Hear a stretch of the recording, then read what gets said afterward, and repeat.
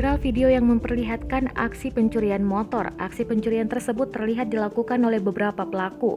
Tampak dalam video tersebut, salah satu pelaku juga membawa senjata api. Video tersebut diunggah oleh akun @infokomando dalam Instagramnya. Menurut informasi @infokomando, kejadian berlangsung di wilayah Bandung, Jawa Barat. Ternyata pelaku kelompok pencurian tersebut bukanlah yang pertama dilakukan.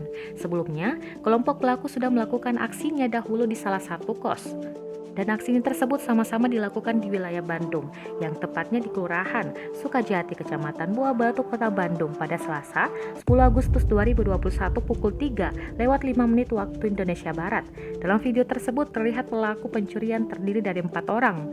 Kelompok pencurian ini juga berhasil membobol pagar yang sebelumnya telah dikunci. Dalam waktu singkat, kelompok pelaku pencurian berhasil mendapatkan target barang, yakni satu sepeda motor dan 1 helm. Dalam hitungan jam, pelaku berhasil menggasak beberapa sepeda motor di lokasi berbeda.